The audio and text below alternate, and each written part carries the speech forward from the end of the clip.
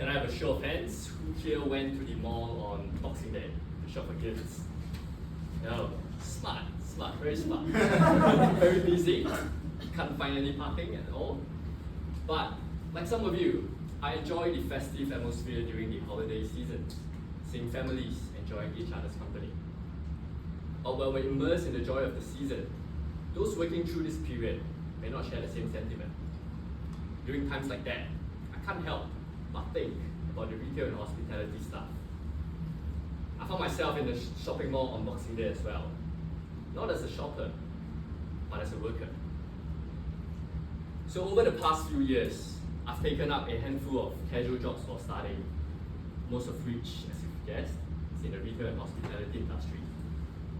I've worked in busy retail stores and crowded restaurants, meeting people from all walks of life. And I vividly recall an advice that one of my colleagues who worked in a restaurant gave me. She said, work hard now so that you can rest later. She was in the early 60s, working a 60-hour week. And that made this advice all the more impactful. I find joy in sales and customer service. What I enjoy most is the interaction with customers.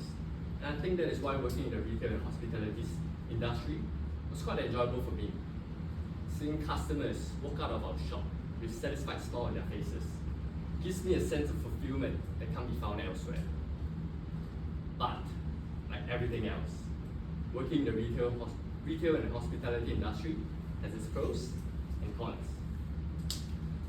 So, if you ever worked in retail, I'm sure you can relate to these three scenarios that I'm going to talk about. So during the holiday seasons, like Christmas, the shop is often busy and crowded, leaving us very little time to clean up. And there are days when I come in for my shift, I see a huge mess in the shop. Instead of resting and preparing myself for the busy day ahead, I need to clean up the mess as quickly as possible to ensure that the shop looks presentable when it opens. And let me tell you, the frustration is real, especially when I have to deal with uncooperative colleagues.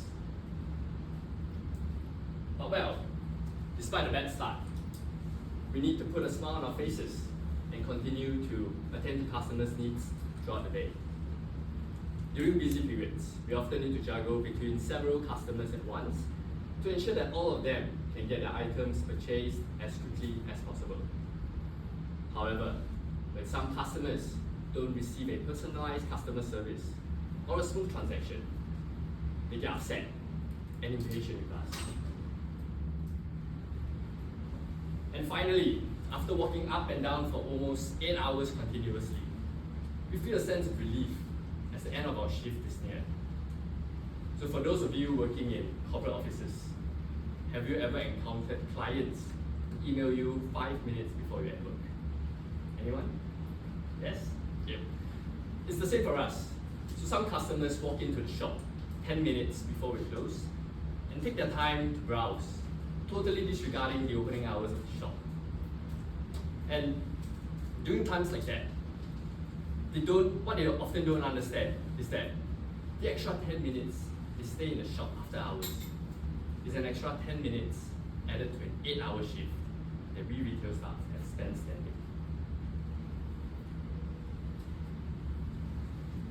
See, in the retail and hospitality industry, there is an unwritten expectation that service staff must give their all and not complain, simply because it's their job. But is it?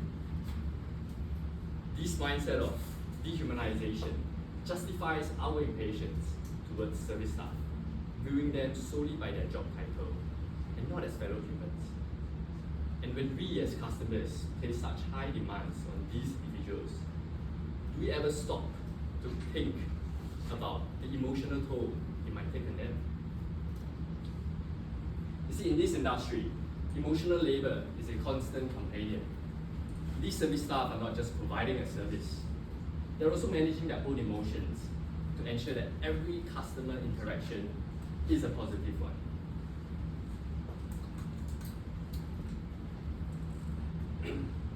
And during times like that,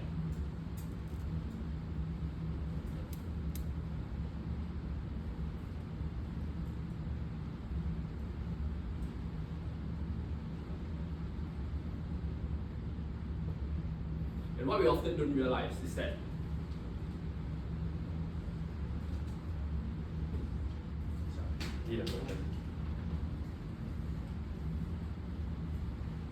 no matter how bad their day has been, they must put a smile on their faces and continue and hide their fatigue and frustration, and instead convey patience, cheerfulness, and empathy to ensure that every customer satisfaction. Now don't get me wrong, I do enjoy my time working as a service staff. I love interacting with people, tending to their needs, and the occasional coffee treats. But what I don't love, and I speak for other service staff as well, is being taken for granted. You see, many of us here work in corporate offices, myself included, and there are days when we're not at our best. So why should we expect service staff to be at their best all the time?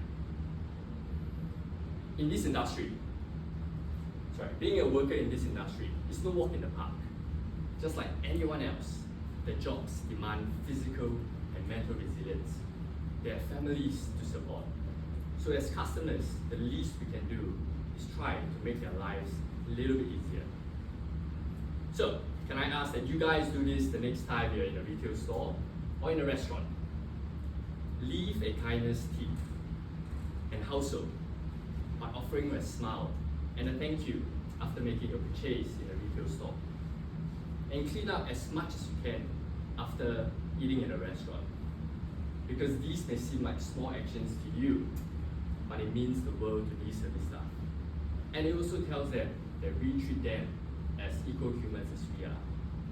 And together, we can make this festive season a little bit more enjoyable for everyone. Thank you.